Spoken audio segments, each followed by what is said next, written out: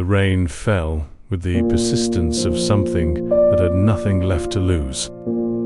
Helena walked quickly, but she did not run. Women like her did not run. Over the years, they learned that control was a form of survival. Her heels struck the wet pavement with precision, each step a quiet attempt to preserve the illusion that the world still obeyed the order she believed she had built.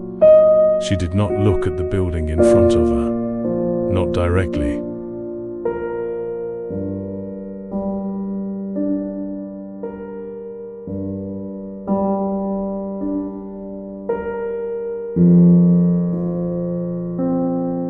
The orphanage stood there, unmoving, like a silent judgment. The rusted sign, St. Cecilia Children's Home, did not accuse anyone. It did not need to. Places like that existed because, at some point, someone had given up. Helena did not believe she had ever given up on anything, not yet. When her hand finally drifted toward the gate, a voice interrupted her. It was not loud, but it carried the weight of something that could not be ignored.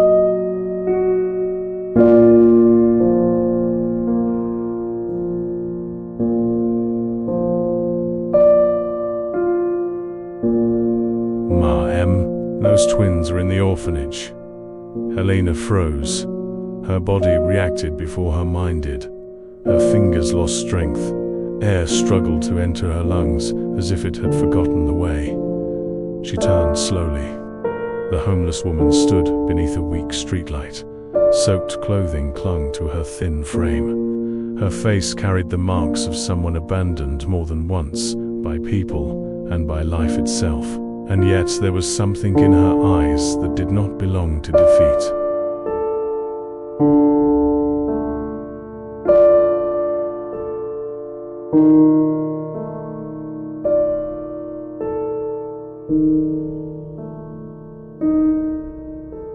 It was certainty. Helena felt immediate discomfort. Not fear, at least, not yet.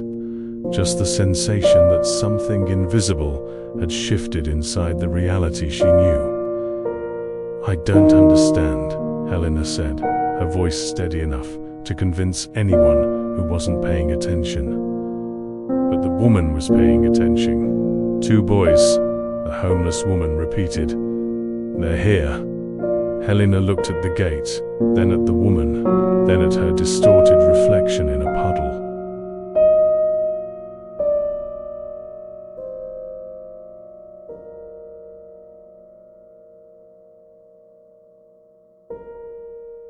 None of it offered an explanation. "You're mistaken." The homeless woman shook her head slowly. No. The silence that followed was not empty. It was heavy, like it carried something that had not yet been given a name. Helena was used to being recognized. People knew who she was, what she represented, what she owned. But the homeless woman showed no interest in what Helena had, only in what she had lost. "Who are you?" Helena asked. The homeless woman hesitated.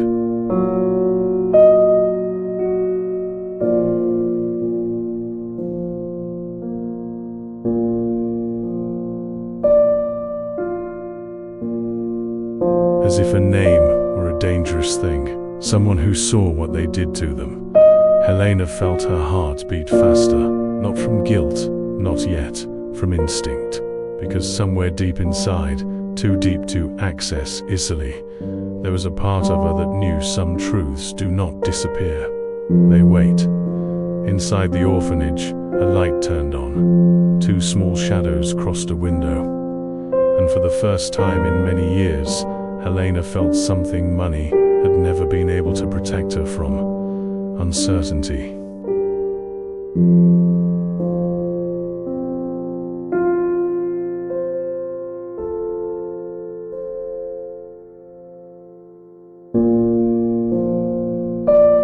The homeless woman spoke again, lower now. "They don't know their mother still exists." Helena did not answer, because in that moment, she was no longer sure she existed either. Helena did not cross the gate immediately. She remained motionless for a few seconds, as if her own body were negotiating with reality. Her hand still hovered near the cold iron, but now it felt as if it belonged to someone else, someone who still believed the world was predictable.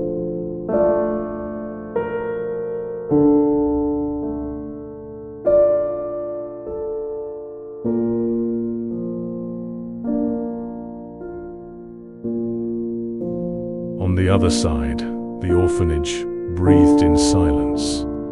The homeless woman did not insist. She only watched, with the patience of someone who knew certain decisions could not be pushed. They had to be born from within. Helena finally touched the iron. It was too cold for a night that wasn't even winter. She pushed. The gate gave with a low, almost respectful groan, as if the place recognized the weight of that moment. Behind her, the homeless woman stayed where she was.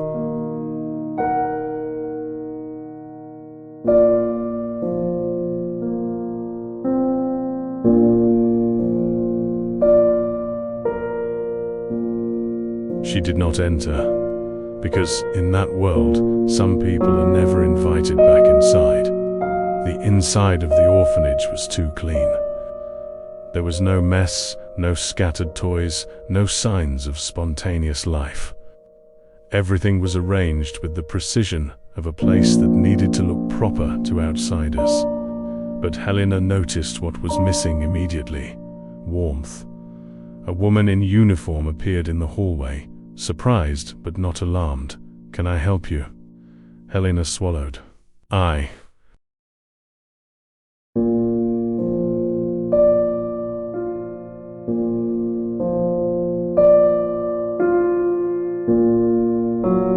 need to see two children, twins." The staff member frowned. "Name?" I don't know." The woman sighed, accustomed to people who didn't know what they wanted. But Helena did not seem lost. She seemed wounded. "Come with me." In the hallway, footsteps echoed like guilt. Helena felt her heart beating in her ears.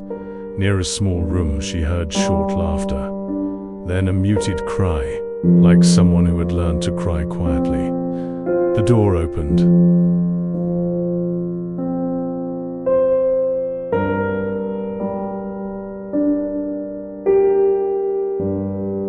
Two identical boys, about 5 years old, eyes too large for their faces. One held a broken toy car. The other hid his hand behind his body, as if he had already learned that showing need was dangerous. Helena froze. Her world tightened, because one of them had the exact same small mark on his chin that she had, and the other had the same gaze as the man she was married to. She lifted a hand to her mouth. "No, this can't." One of the boys looked at her, curious.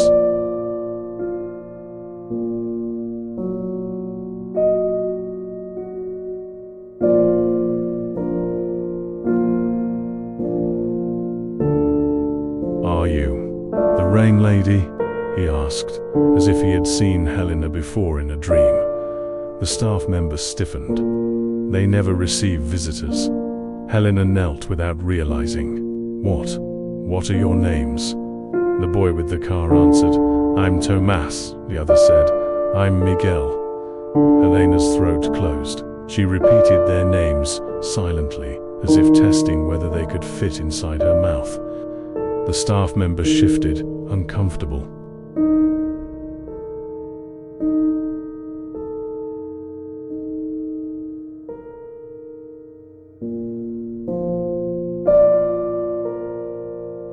"Ma'am, do you know these children?"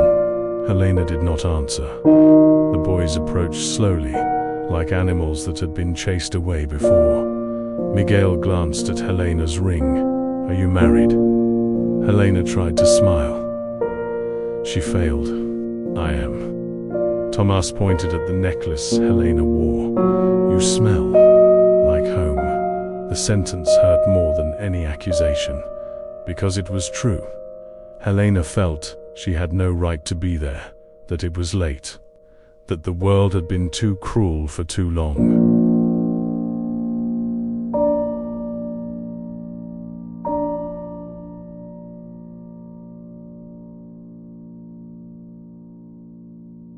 Then something happened that shattered what little control she had left.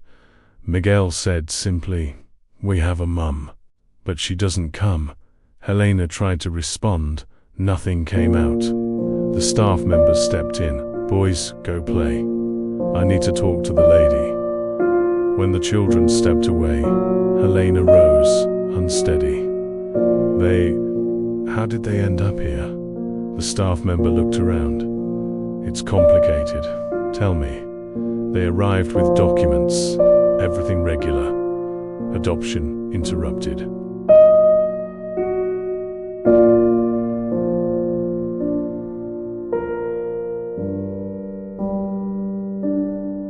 Process stalled. Helena's stomach turned. Adoption interrupted by who? The staff member hesitated. By the family who gave up. Helena went pale. I never signed anything." The staff member looked at Helena with a kind of professional pity. "Ma'am, someone signed."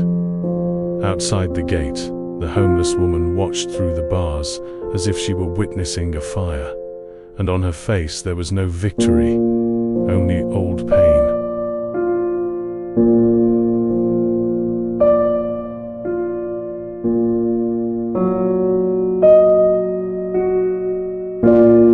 Helena looked through the hallway window and saw the homeless woman still outside, soaked, steady, as if waiting for that moment her entire life. And Helena realized that woman knew more than she should.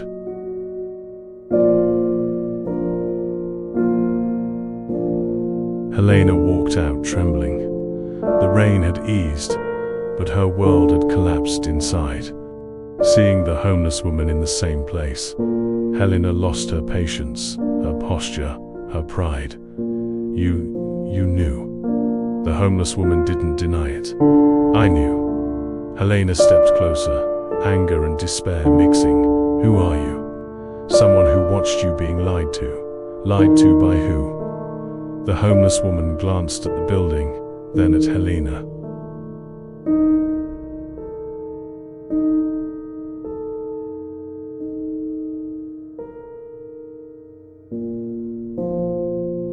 By the same kind of people who always lie, the ones with power and no heart.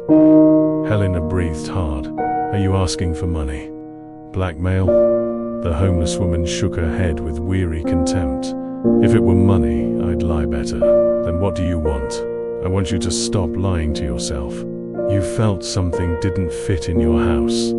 You felt it, haven't you?" Helena froze, because it was true. She and her husband, Eduardo, always dodged when children came up.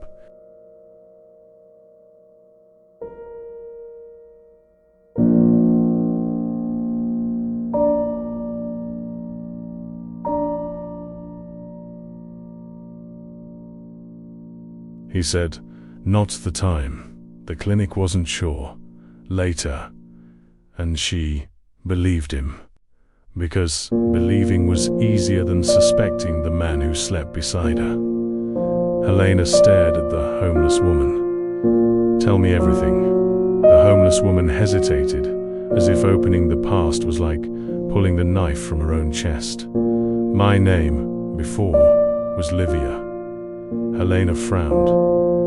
"Livia, don't say my name like I'm a person, if you can't handle seeing me as one." Helena swallowed.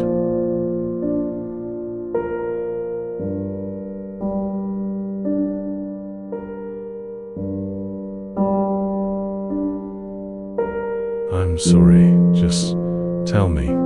Livia exhaled. "I worked in your husband's house. Before he married you, I was invisible, like always." Helena's blood ran cold. "Did my husband know you?" "He knew me enough." Livia didn't say the worst words. She didn't need to. Her eyes carried things only survivors carry.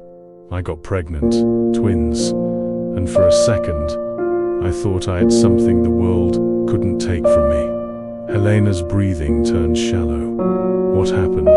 Livia looked down.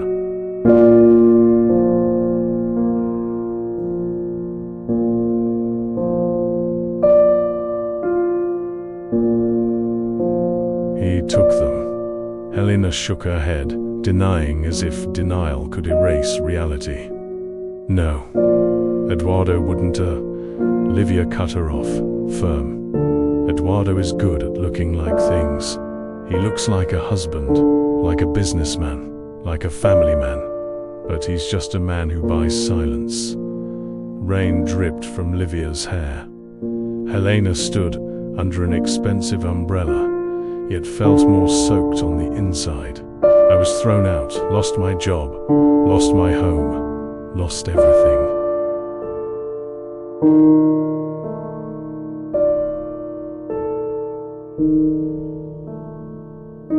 And when I tried to see my sons, they said I was unstable, unfit, and then they disappeared. Helena trembled. So, you're their mother? Livia stayed silent, and that silence answered. Helena pressed a hand to her chest.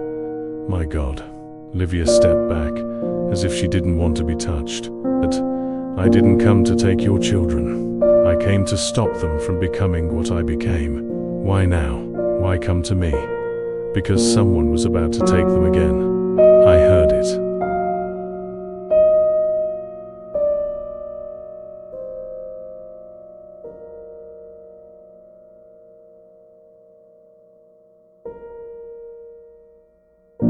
I saw the papers. They were going to disappear for good. Helena felt her body falter. Who would do that? Livia answered with deadly calm. Your husband, and a woman at the orphanage who sells children to the right families. Silence. Helena realized that if it was true, she wasn't dealing with betrayal. She was dealing with crime.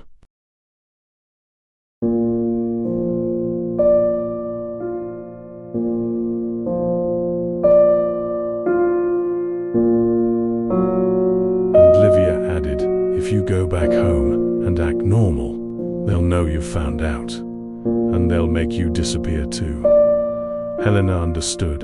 This wasn't only about children, it was about survival. Helena did not return home as a wife.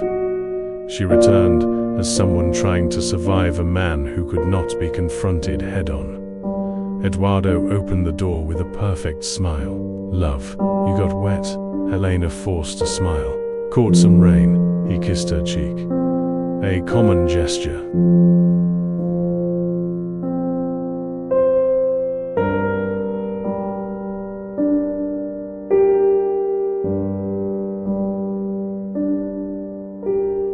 But now his hands felt like handcuffs. You left without telling me. I needed air. Eduardo watched. He didn't ask. He calculated. Dinner? No. I'm tired. She went upstairs, locked the door, breathed like she'd escaped drowning. She messaged Livia, terrified. He didn't suspect. The reply came, he always suspects. He just doesn't show it. Later, Helena went downstairs, acting normal. Eduardo was on the phone, voice low. Yes, tomorrow. Handle it.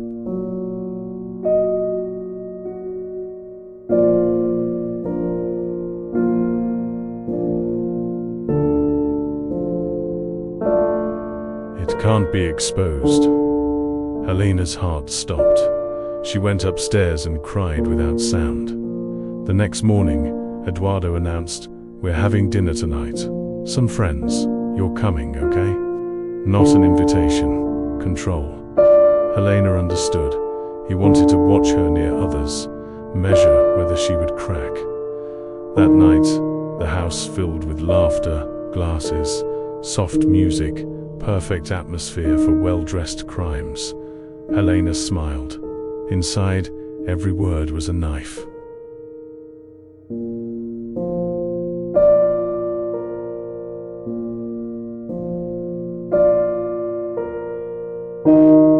she saw Eduardo talking to a woman, the same staff member from the orphanage. Helena froze. The woman laughed. Eduardo placed his hand on her back, too intimate. Helena's stomach turned. Eduardo glanced at Helena, quick, but enough. As if saying, "I know you saw." Later, he approached with a glass of wine. "You're strange tonight, just tired." "Tired of what, Helena?" He said her name like a soft threat. Helena swallowed. "Work." Eduardo smiled. "You don't work." Silence.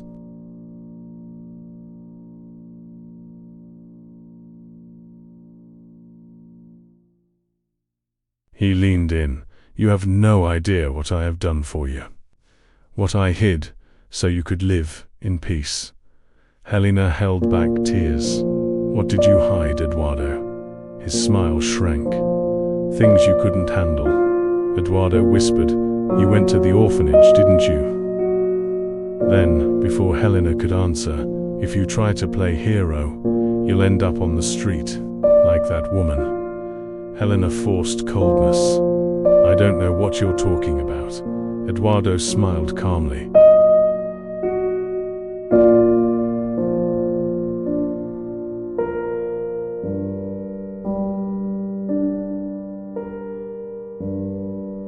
"You're lying badly." The next day, Helena decided she would not survive alone. She needed proof and witnesses. She met Livia in a discreet place beneath an overpass. Livia, LOOKD, weaker, coughing, exhausted. "They're taking the children today," Livia said. Helena's blood turned to ice. "Today?" "Yes, a family is coming. It's not adoption, it's purchase." Helena made a choice ordinary people don't make. "Then we stop it." Livia laughed without humor.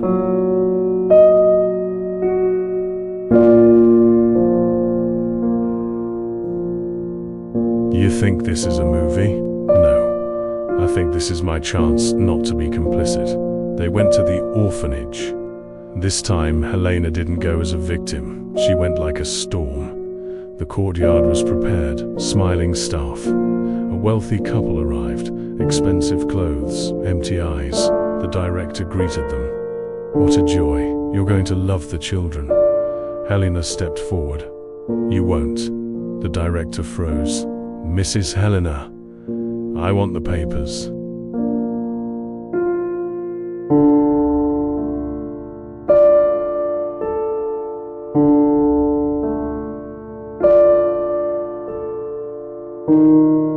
"Now, this isn't appropriate. Appropriate is not selling children." Silence. The wealthy couple stepped back, alarmed. Then Livia entered. Not hidden, not begging. She crossed the gate as if crossing a grave. She saw the boys. Thomas and Miguel ran. Not to the director, not of Helena. To Livia, and that destroyed everything. The director backed up. "You can't." Livia dropped to her knees, holding them like she was recovering breath.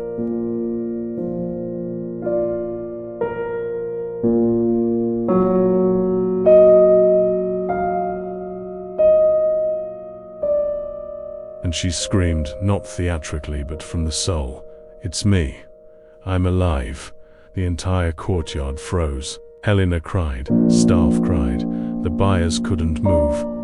The director's face hardened because truth in public is worse than police. Eduardo arrived, yes, as if he had planned it. "Helena," he said calmly, "let's talk at home." Helena pointed. "They're your children." Eduardo didn't blink. "Don't say nonsense in public." Livia rose slowly, eyes burning. "You destroyed me."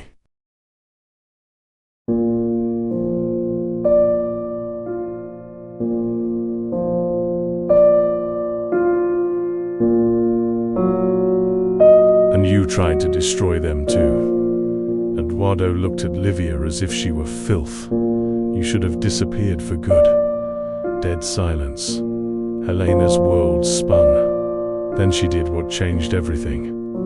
She held up her phone. Recording. Say that again, Eduardo. He realized too late. His mask slipped. Turn that off. Helena stepped back. No. Eduardo stepped forward, grabbed her arm, hard. People saw. And when the public sees, power shifts. Someone called the police.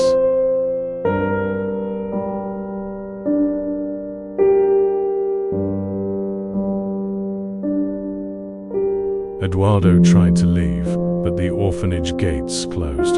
For the first time, he did not control the door. Police arrived. Eduardo tried his usual method, calm, polite victim, but Helena had the video. And Livia had something stronger. The boys recognized her. The director denied everything, but a young staff member, overcome with guilt, handed over a hidden folder. Inside, receipts, donations, signatures, names. Eduardo tried money. I can make this disappear. The officer stared at him. Not today. Helena trembled. Not happy, devastated. Because she realized she had lived for years inside a comfortable lie built on another woman's ruin. Livia was taken to the hospital. She was sick, very sick. Helena received temporary emergency guardianship while authorities investigated. The boys didn't know what to feel. They looked at Helena with confusion and timid affection.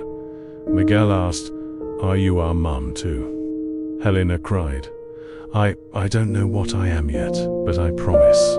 I won't leave you." Tomas touched her arm lightly.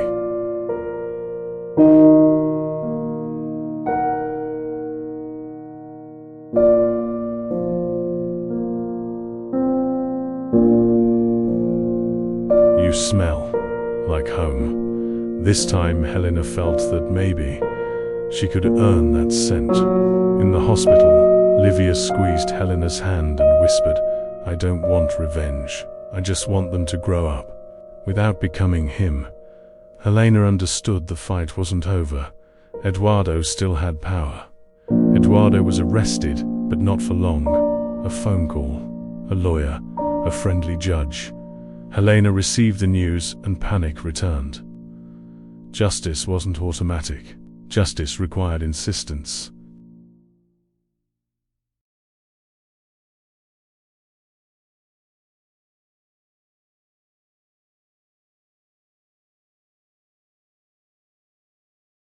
She chose exposure.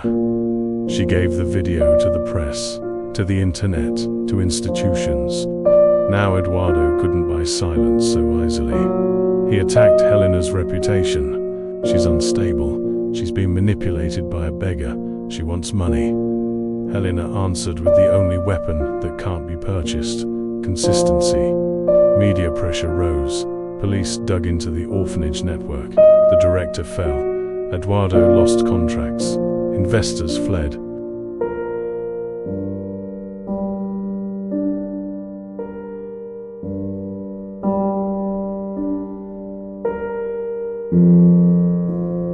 Then came the hardest blow. His wealthy friends disappeared because elite loyalty is just convenience. Livia worsened in the hospital. Time was running out. Helena brought the boys to see her. Miguel asked, "Are you going away?" Livia smiled faintly. "One day, but not now. Now I'm here." Tomas pressed his forehead to hers. "We found you." Livia's tears fell. "You were never lost. You were only hidden from me." Livia gave Helena an old envelope.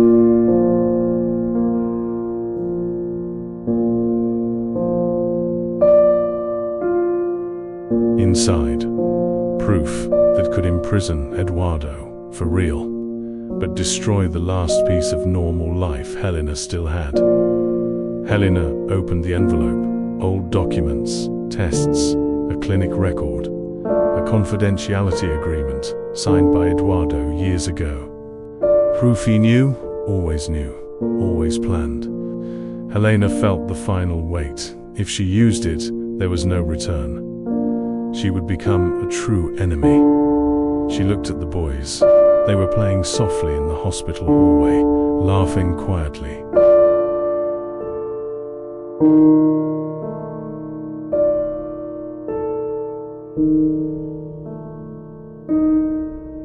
And Helena understood. Sometimes love arrives as responsibility. She handed over the evidence. Eduardo was imprisoned for real this time. The orphanage network collapsed. Other children were saved. But the cost was real. Helena lost friends, status, her clean name in certain circles. She accepted it, because she had gained something she never truly had before: truth. Days later, Livia died quietly. No spectacle. Helena held her hand until the end.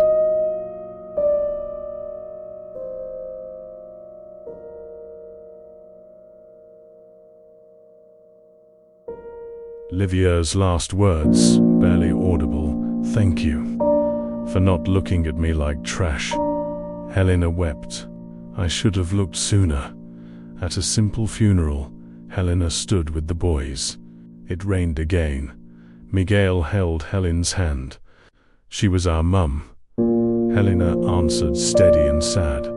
"She was." Thomas squeezed Helena's hand.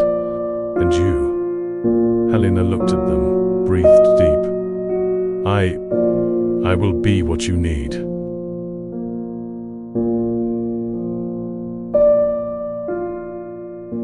"And I will earn it, every day." The narration ends on the cemetery gate, the sound of rain, and the final line: "Sometimes the person who saves a family is the one the world tried to erase first."